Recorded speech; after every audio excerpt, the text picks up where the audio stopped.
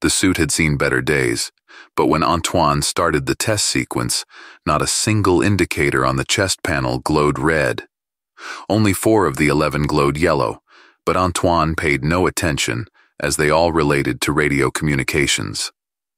The comm station in the sanctuary had been out of commission for 2 years now, and the ground antenna had long since collapsed.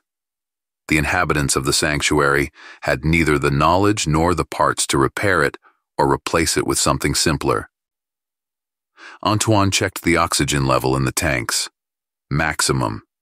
Thank goodness the transition chamber equipment, including the air compressor, had been built with a huge safety margin and worked smoothly. Antoine climbed into the spacesuit, snapped on his helmet, sealed the seams, and strapped the cargo baskets to the suit's work belt. 3 minutes in the hissing airlock, and there he was, standing in the outer hangar, cutting through the darkness with the beam of his helmet light. Once, there'd been light and air in here too, with a few surface vehicles along the walls and an orbital shuttle resting on the ramp. But the beam of light revealed now only dust-covered empty spaces and gaping holes where equipment and materials had been torn out, and the shuttle was nothing but a gutted hulk. Everything that could be taken had long ago been shipped to Sanctuary and used for building or repairs. Antoine shook his head and strode toward the long ramp at the far end of the hangar. The gate had been welded shut as soon as the base ran out of power to maintain the force barrier, but it didn't help. The air kept leaking out, and the hangar was soon abandoned for good.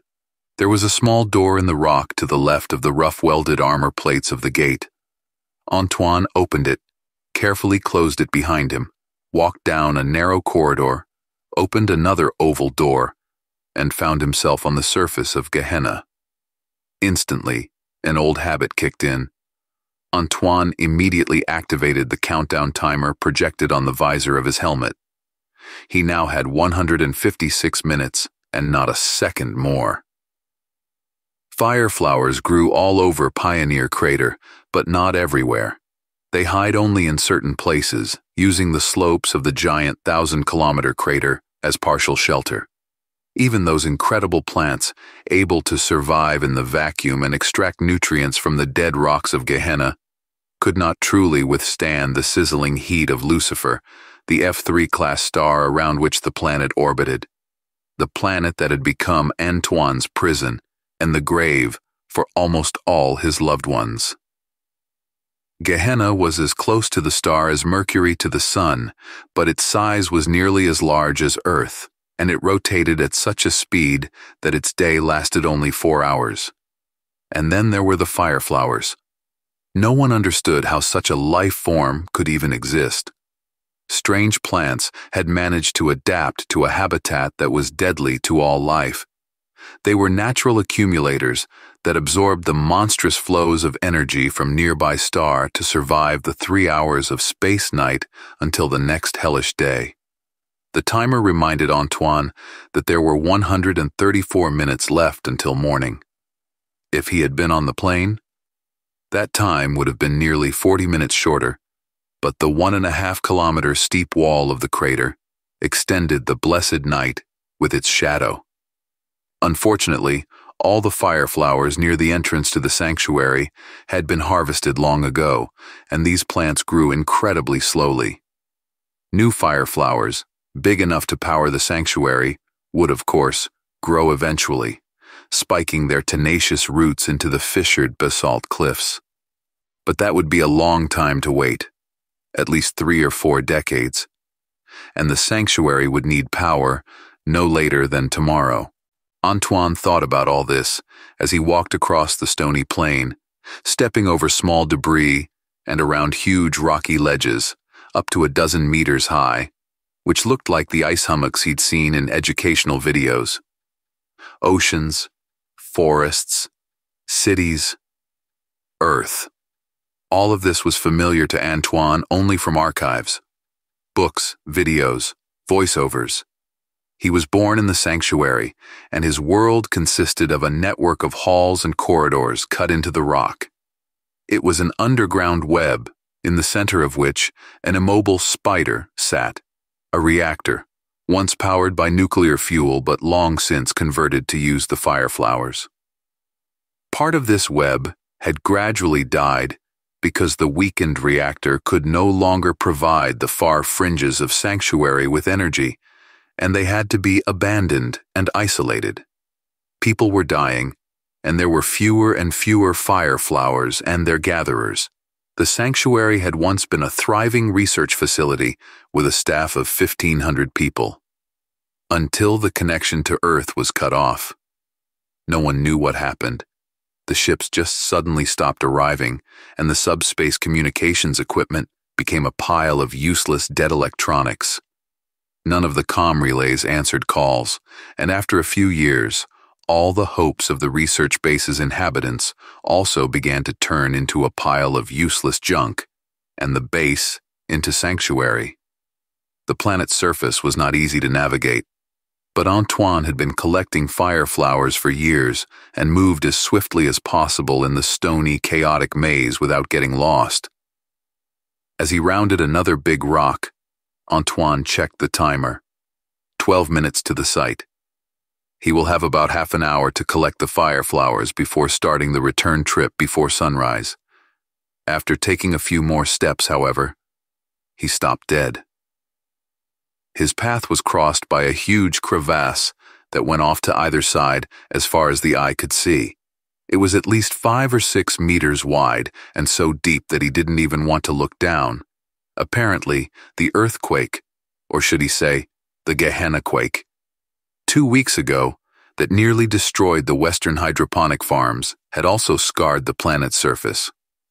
Antoine looked at the timer. 97 minutes to sunrise.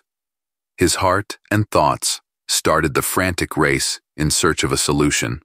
There was no way he could jump over the abyss. That was obvious. The harvested area, totally devoid of fireflowers, was a semicircle centered on the entrance to the Sanctuary. The cleft, if it was a straight line, cut diagonally off a large chunk of that semicircle. If he follows the straight line, he can go to the place where it intersects with the outer boundary of the semicircle, collect fireflowers there, and then return, hiding in the shadows cast by the wall of the circus. But time was something of a deadly issue. Antoine turned left and ran along the cleft. The tops of the cliffs on the far wall of the crater were already beginning to whiten with the dazzling glow of the rising Lucifer. It had gotten so cold in the Sanctuary that people had to put on all their warm clothes. The reactor power was down to 10% and was almost entirely redirected to heat the hydroponic farms. People might be able to freeze a little, but if the farms died, starvation would be inevitable. Of the 37 remaining inhabitants of the Sanctuary, 26, everyone who was free from the regular duties, gathered at the doors of the inner airlock. Lucifer had risen fully over the crater a few minutes ago, but Antoine had not yet returned. Everyone was silent, realizing what this meant. Antoine wasn't the only experienced fireflower collector, but he got the last serviceable spacesuit. The technicians were trying to fix another one, but they lacked materials and, more importantly, time. As soon as the reactor shut down, which without fireflowers would happen very soon, the Sanctuary would become a frozen tomb.